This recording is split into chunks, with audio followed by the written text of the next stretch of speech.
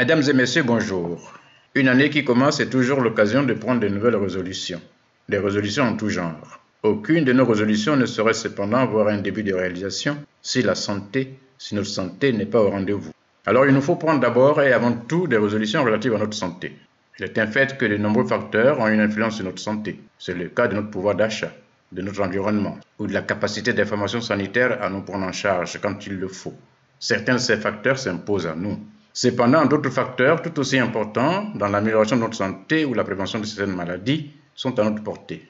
Des facteurs qui dépendent de nous, de notre capacité à privilégier notre santé. En adoptant par exemple de boire modérément, de cesser de fumer et de refuser la fumée des autres, nous franchissons sans nul doute un pas dans le bon sens. Alors pour une meilleure santé, nous mettrons toutes les chances de notre côté si nous nous lavons régulièrement les mains. Ce geste, combien banal, simple, demeure la meilleure assurance contre les germes et autres microbes que nous rencontrons chaque jour. Une autre résolution doit porter sur notre alimentation.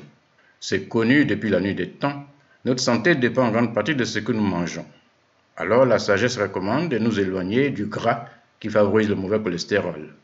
Il nous faut privilégier le poisson, accroître notre consommation de légumes et de fruits.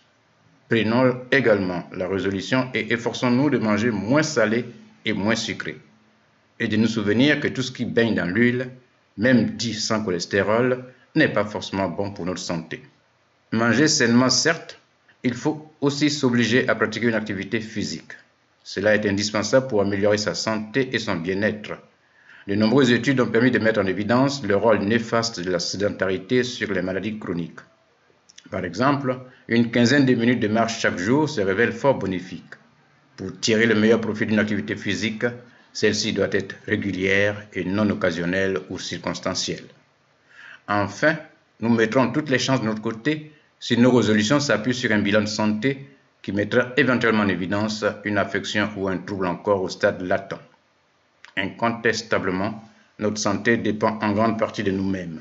Alors, pour la nouvelle année, nous souhaitons à tous et à toutes une bonne gestion de son capital santé pour une année en parfaite santé. Bonne journée et à mercredi prochain. Radio Côte d'Ivoire, Abidjan 88.fm.